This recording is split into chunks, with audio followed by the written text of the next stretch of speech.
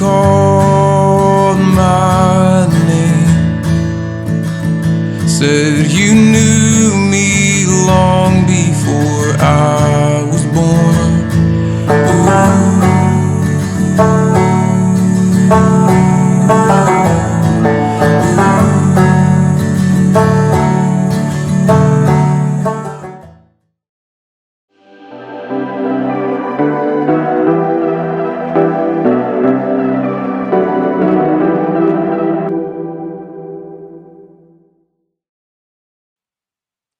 Goeienaand vriende en welkom by vanaand se Pinkster aanbieding. Ek hoop dat julle vanaand ook hierdie teenwoordigheid van die Here Jesus Christus sal ervaar. Ek wil ook dan die seën oor elkeen van julle uitspreek, want die Here roep ons by een met die woorde, kom almal wat dors is, kom na die water toe, selfs ook die wat nie geld het nie, kom koop en eet. Mag daar vir julle genade en vrede en oorvloed wees deur julle kennis van God en van Jesus ons Here. Amen. Kom ons raak net so oomblik stil en dan bid ons ook saam. Ons Here en Hemelvader, wat 'n wonderlike voorreg om vanaand weer hier by mekaar te kan wees en net weer die naam te mag aanroep. Oor die afgelope 2 aande het ons gehoor dat U teenwoordig is by ons Heer. En ons het gehoor dat U ook met elkeen van ons wil wees waar ons gaan. En ons wil vra Heer dat U ons ook sal help om ons self vanaand so in te stel dat ons U stem hoor, want op die ou end vra U ook aksie van ons Heer, en ons wil graag in hierdie wêreld in en gaan getuig van U goedheid en van U liefde. Heer, wil U vanaand daarom vir ons die gedeelte wat ons gaan lees oopbreek, en wil U gee dat ons U woord daaruit duidelik vanaand sal hoor. En ons bid dit in U groot en U heilige naam alleen. Amen. Broers en susters, ons gaan vanaand 'n gedeelte sommer uit 2 Konings 5 lees van vers 1 tot 15. En hierdie is die baie bekende verhaal van Naaman wat homself in die rivier moes gaan afwas. Ons gaan vanaand so 'n bietjie onsself inleef in hierdie verhaal en probeer uitvind wat wil hierdie gedeelte vir ons vanaand sê oor wat dit beteken om ook te getuig van Jesus in selfs moeilike omstandighede wanneer dit nodig is. Kom ons lees eers hierdie gedeelte uit 2 Konings, ek sien die video het nou nie verander nie, dis 2 Konings 5 vers 1 tot 15. Ons skrifgedeelte is uit 2 Konings 5 vers 1 tot 15. Kom ons lees nou hierdie gedeelte saam. Naaman, die bevelvoerder van die koning van Aram se leer, was 'n invloedryke man by sy heer en hoog in aansien, want deur hom het die Here aan Aram 'n oorwinning gegee. Maar die man, 'n dapper kryger, het 'n velsiekte gehad. Die Arameërs het in roofbendes uitgetrek en 'n klein dogtertjie uit die land Israel weggevoer. Sy was in diens van Naaman se vrou. Sy het vir haar eienares gesê, as my heer maar net voor die profeet kon verskyn wat in Samaria is, dan sou hy hom van sy velsiekte verlos. Naaman gaan toe en vertel vir sy heer, dit is wat die dogtertjie uit die land Israel gesê het. Toe sê die koning van Aram, gaan dan, ek is gewillig om 'n brief aan die koning van Israel te stuur. Hy het toe gegaan en 10 kikar silwer, 6000 sikkel goud en 10 stelle klere saamgeneem. Hy het die brief vir die koning van Israel geneem, wat gelei het, wanneer hierdie brief nou by u aankom, kyk, ek stuur na u Naaman, my dienaar, sodat u hom van sy velsiekte kan verlos. Toe die koning van Israel die brief gelees het, skeer hy sy klere en sê, is ek dan God om dood of lewend te maak, dat hierdie man 'n brief na my stuur om iemand van sy velsiekte te verlos? Ja, weet verseker en sien in, dat hy 'n rede teen my soek. Toe Elisa, die man van God, hoor dat die koning van Israel sy klere geskeer het, het hy die koning laat weet, waarom het jy jou klere geskeer? Laat hom tog na my toe kom, dan sal hy besef, dat daar 'n profeet in Israel is. Naaman het toe met sy perde en strydwa gekom en voor die ingang na Elisa se huis stilgehou. Elisa het 'n boodskapper na hom gestuur met die woorde, gaan was jou 7 keer in die Jordaan, sodat jou liggaam kan herstel en word so rein. Maar Naaman het hom vererg en weggegaan. Hy het gesê, kyk, ek het gedink, hy sal beslis na my toe uitkom en gaan staan en die naam van die Here sy God aanroep en sy hand oor die plek beweeg en die velsiekte wegneem. Is Abana en Parpar, die riviere van Damaskus, dan nie beter as al die waters van Israel nie? Kan ek my nie daarin was en rein word nie? Hy het toe omgedraai en woedend weggegaan. Maar sy dienaars het nader gegaan en met hom gepraat. My vader, het hulle gesê, as dit 'n moeilike opdrag was, wat die profeet u gegee het, sou u dit nie gedoen het nie. Hoeveel te meer, wanneer hy vir u gesê het, was en word rein. Hy het toe afgegaan en sy liggaam 7 keer in die Jordaan gedompel, volgens die woord van die man van God. Sy liggaam het herstel en geword soos die liggaam van 'n klein seentjie, en hy was rein. Toe draai hy terug na die man van God, hy en sy hele gevolg. Hy het gekom en voor hom gaan staan en gesê, kyk, ek besef nou, dat daar geen God in die hele wêreld is nie, behalwe in Israel. Daarom, aanvaar asseblief 'n buitengewone geskenk van u dienaar. Ons lees eers tot sover in hierdie skrifgedeelte. Met 'n fantastiese verhaal. Hier is hierdie Naaman, 'n dapper kryger, in die oë van die Here tog aanneemlik, nê, want hier sê hierdie gedeelte dat Aram sy oorwinnings behaal het as gevolg van Naaman wat op die wyse geveg het wat hy het. Hierdie dapper man het egter 'n velsiekte gehad. En nou lees ons van hierdie jong dogtertjie wat ook weggevoer is en sy is nou die dienares van Naaman. En sy gaan vertel dan vir haar eienares, as my heer tog maar net na die profeet van Israel gaan in Samaria, dan sal hy verseker genees word. En die Naaman gaan vertel dan vir die koning, en die koning stuur dan 'n brief met 'n paar geskenke aan die koning van Israel, sodat hy vir Naaman sy dienaar sal genees. En wanneer die koning van Israel hierdie brief kry, dan is hy verontwaardig en hy skeer sommer sy klere, want hoe durf hierdie ou vir hom dit vra? Hy weet tog hy is nie 'n God nie en hy kan nie hierdie tipe van goed vir sy dienaar doen nie. En hy dink dis 'n manier dat hy uitgelok word. Maar dan hoor Elisa van wat gebeur en hy sê, stuur die man na my toe. En dan sal hierdie man dan weet dat daar 'n profeet in Israel is. Nou kom Naaman saam met sy diensknegte daar aan en hulle is voor die deur van Elisa se huis. En alles in hierdie verhaal vertel vir ons van 'n dapper kryger wat groot mag gehad het en status gehad het. En hierdie man met al sy status en mag kom nou voor Elisa se deur staan. En hy is in 'n sekere sin afhanklik van Elisa en wat Elisa vir hom gaan doen. Maar nog steeds is daar by hom hierdie verwagting dat Elisa sou ten minste uitkom om hom buite te ontmoet. Maar wat doen Elisa? Elisa doen nie eers daarin met nie, hy stuur Naaman se eie diensknegte vir hom terug en sê vir Naaman, hy moet homself 7 maal in die Jordaanrivier gaan was, en dan sal hy gesond word. En nou kom hierdie dienaars by Naaman aan, en Naaman is sommer upset oor die hele situasie. Hy ruk homself daarop, omdat hoe durf hierdie man wat net maar 'n profeet is en nie so belangrik soos hy is nie, nou vir hom kom vertel wat om te doen. En boonop dit als het hy nie eers die moeite gedoen om uit te kom, om ten minste om te groet nie. Wat 'n ongeskikte man. Wat 'n disrespekvolle manier om teenoor hom op te tree. En omdat Elisa dit nie gedoen het nie, wil hy sommer sy raad ook afskiet. En hy sê, hoe durf hierdie man? Is hierdie riviere van Damaskus dan nie beter as enige rivier in Israel nie? En hy kyk sommer op hom neer, né?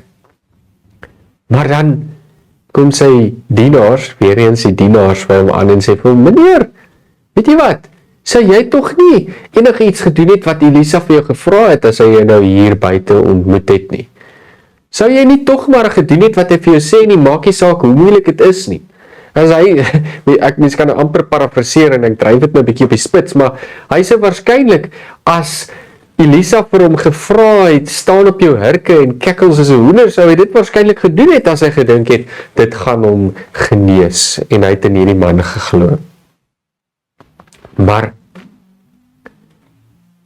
dit het Elisa nie van hom gevra nie, hy het maar van hom 'n eenvoudige ding gevra, gaan was jouself 7 maal in die Jordaan. En dis wat sy dienaars vir hom sê, hoekom dan nie dit probeer nie? En dan gaan Naaman uiteindelik, na hierdie oortuiging, gaan hy en hy was homself 7 keer in die Jordaan, en dit sê hier dat hy gesond word, en sy vel soos die van 'n kind word. Skielik is hy genees van sy velsiekte wat hom so gepla het. En hy kom net daar en dan tot bekering. Nee, net daar en dan besef hy dat in Israel is daar 'n ware God. Daar is allerhande ander gode reg oor die wêreld wat mense aanbid, en volgens hulle is dit ware gode, maar dan sê Naaman, daar is nie 'n ander God behalwe in Israel nie. Die God wat hom genees het, is die ware God. En weet julle wat die mooi van hierdie verhaal is, dat hierdie slawe meisie, hierdie slawe dogtertjie wat uit Israel uitgeneem is, uit haar volksgebied, uit haar plek waar sy 'n tuiste gehad het, is sy as 'n slaaf geneem om iemand anders te gaan dien. En mens sou dink dat sy genoeg rede gehad het om kwaad te wees oor hierdie situasie waarin sy haarself bevind. En dat sy nou sou vertel het van dat sy nou van Naaman gaan vertel van wat hierdie profeet kan doen, is eintlik sommer 'n bietjie soos 'n krop in die keel van Israel, nee, want hoe durf hierdie meisie nou hulle so verraai, en hierdie ou wat so onregverdig, of ten minste hulle verslaan het en so aan in oorlog, en buit gemaak het van hulle besittings en so aan deur hierdie bendes. Hoe durf sy nou hierdie man gaan sê van God, dat hy vir hom genesing kan bring? Verdien hy nie wat hy gekry het nie? Maar hierdie dogtertjie sien dit nie so nie. Hierdie dogtertjie getuig gretig van hierdie magtige God van Israel, wat vir Naaman kan gesond maak. En as gevolg van wat hierdie dogtertjie gedoen het, om te getuig, toe sy die geleentheid gehad het, is daar Naaman wat tot bekering gekom het. En onmiddellik kan julle hoor hoe dit aansluiting vind by ons roeping vanaand. Wat gebeur as ons die geleentheid kry om te getuig, en benut ons elke liewe geleentheid wat ons het, om te gaan getuig in die wêreld van ons groot en almagtige God, wat deur sy seun Jesus Christus vir ons verlossing gebring het. Ons het maandag aand gehoor hoe ons sê dat ons spiere van geloof moet gebruik om te getuig, om ons geloof te kan uitleef en om die stem van God te hoor, nee. En ons moet weet dat God by ons teenwoordig is, nee. En dan het ons ook gehoor dat ons oorfone van geloof moet gebruik om die stem van God mooi te hoor, sodat ons fiks kan bly en gereed om die uitdagings in die wêreld daar buite aan te pak. En nou vanaand hoor ons dat ons eintlik soos kinders moet wees, wat springtoue spring, en op my springtou te spring moet jy amper huppel om behoorlik te spring, nee. En dit illustreer iets van 'n tipe opgewondenheid wat daar by ons moet ontstaan, om te bly getuig van God se genade. By ons moet daar ook hierdie vreugde in ons harte wees, om te gaan vertel vir mense van ons magtige God. Ons moet so in verwondering staan van wat God vir ons gedoen het, dat ons ook nie anders te kan, as om, wanneer ons almal sê eintlik ons moet stil bly, want miskien kry hierdie ou sy verdiende loon, dat ons eerder uitgaan en sal getuig van God se groot genade. Ja, selfs in situasies waar dit baie moeilik is, waar ons voel dat ons lewe miskien daardeur geraak sal word, waar ons miskien bedreig voel, waar ons voel dat, weet jy wat, ek wil nie eintlik vir hierdie ou sê nie, want hy's 'n slegte mens en ek wens eintlik nie die Here wil hom straf, en dat hy maar suffer, want ek wil nie, ek is so seer gemaak deur hierdie persoon, dat hy maar net moet suffer. Maar wat sê hierdie gedeelte? Eintlik leer ons moet soos hierdie kind wees. Sy het al die rede gehad om kwaad te gewees het vir haar situasie en vir hierdie eienaar van haar.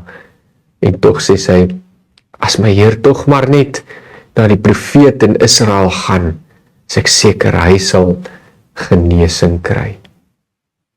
En hy kom tot bekering. Deur wat hierdie dogtertjie gedoen het, word hierdie man gered. As ons getrou getuig in moeilike omstandighede en moeilike tye, is dit presies wat gebeur. En ons lees ook van die disippels wat dieselfde gedoen het. Kom ons lees van Handelinge 4 vers 23 tot 31. Na hulle vrylating het Petrus en Johannes na hulle eie mense gegaan en hulle vertel wat die leierpriesters en die familiehoofde alles vir hulle gesê het. Toe hulle dit hoor, het hulle God eensgesind aangeroep en gesê, Here, U is die een wat die hemel en die aarde en die see en alles daarin gemaak het, wat by monde van ons vader Dawid, U diensknegt, deur die Heilige Gees gesê het, waarom gaan die heidenasies te kere en bedink die volke nietige dinge? Die konings van die aarde neem stelling in en die leiers span saam teen die Here en teen sy gesalfde. Want inderdaad, in hierdie stad het hulle, Herodes en Pontius Pilatus, saam met die heidenasies en die volke van Israel, saamgespan teen U heilige diensknegt Jesus, wat U gesalf het om alles te doen wat U deur U hand en U plan vooruit beskik het dat dit gebeur. En nou, Here, slaan ag op hulle dreigemente en gee dat die diensknegte U boodskap met alle vrymoedigheid verkondig, deur U hand uit te strek tot genesing en deur tekens en wonders, deur die naam van die heilige diensknegt Jesus plaasvind. Terwyl hulle gebid het, is die plek waar hulle by mekaar was geskud en almal is vervul met die Heilige Gees en die woord van God met vrymoedigheid verkondig. Hoor wat doen die teenwoordigheid van God in hierdie mense se lewens? Petrus en Johannes getuig en dan bid hulle vir die Here, Here, moenie dat enige iemand ons keer nie. Stel ons in staat om onder watter omstandighede altyd te verkondig wat met U seun Jesus Christus gebeur het. Stel ons in staat om sonder enige vrees te gaan verkondig. En so kan ek en jy ook in die wêreld ingaan. Ons het vir God by ons. Ons hoor God se stem deur sy Gees wat met ons praat, deur die woord wat ons lees. En nou, wat doen ons volgende? Ons moet gaan getuig. Getuig in moeilike omstandighede, sonder ophou, sonder vrees. Want die Here vul ons met sy Gees. Ons moet wees soos hierdie dogtertjie, wat nie kon wag om vir haar eienares te gaan vertel. Weet jy wat? Ek weet van iemand wat vir Naaman kan gesond maak. Daar's 'n profeet in Israel. Ek weet, hy tree in opdrag van die Here op en die Here sal hom genees. So moet ons ook wees. Hierdie boodskap van Jesus Christus moet ons harte so vul, dat ons in die wêreld kan gaan en met opgewondenheid kan getuig van God se grootheid en sy liefde en genade, en dat God genesing en verlossing kan bring. Soos wat hierdie disippels gevra het vir tekens en wonders en genesings, so moet ons ook in die wêreld ingaan en sê, kyk net wat die Here kan doen, en dan sal die Here sy werk doen. Ons moet die heeltyd in gedagte hou, wie is dit wat hier gehandel het? Nie Elisa nie. Elisa het geluister na wat God vir hom gesê het. En Elisa het die opdrag gegee deur 'n dienaar aan Naaman. En Naaman moes ook luister en homself in die rivier gaan bad. Maar wie is dit wat gehandel het? Dis God. Dis God wat die genesing gedoen het. Dis hy wat heel gemaak het. My en jou werk is om net te gaan getuig. Dis nie hierdie dogtertjie wat vir Naaman gesond gemaak het nie, maar as sy nie getuig het nie, sou hierdie man nie genesing gekry het nie. Sou hy nog met daai velsiekte moes gesukkel het. As sy nie gedoen het wat sy moes nie, as sy nie haar deeltjie gedoen het nie, sou Naaman waarskynlik nooit geweet het van die genesing wat daarop hom wag het.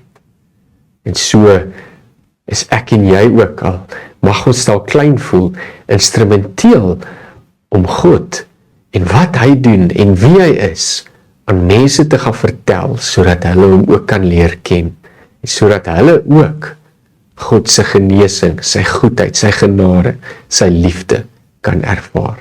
En mag ons dit doen. Mag ons dit ook doen, soos wat die disippels vra, dat ons vervul word met die Heilige Gees, en oral waar ons gaan, verkondig, Jesus is ons Here. Amen. Kom ons bly net so sit, en dan bid ons saam. Ons Here en Hemelvader, wat 'n wonderlike voorreg dat ons vanaand kan hoor dat ons, al is ons hoe klein, nog steeds kan getuig van u grootheid en u liefde en u genade. En Heer, ons wil vra dat u ons sal help om dit ook getrou te doen. Al dink ons dat ons nie goed genoeg is nie, al dink ons dat ons nie 'n plek het om regtig van u te gaan getuig en u wonderdadige te gaan vertel nie.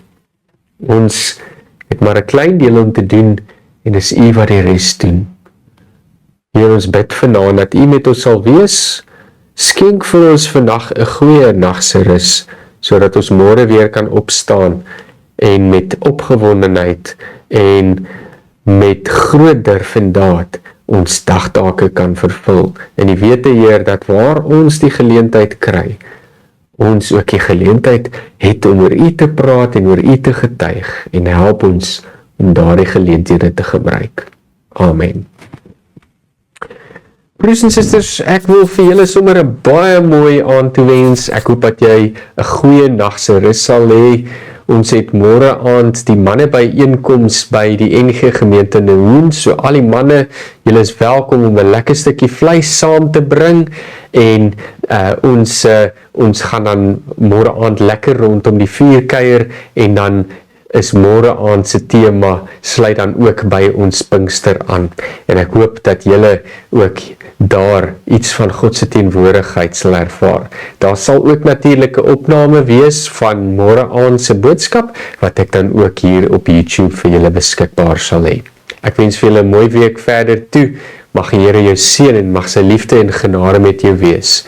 Mag die genade van die Here Jesus Christus en die liefde van God en die gemeenskap van die Heilige Gees nou met jou wees. Amen. Sien julle volgende keer.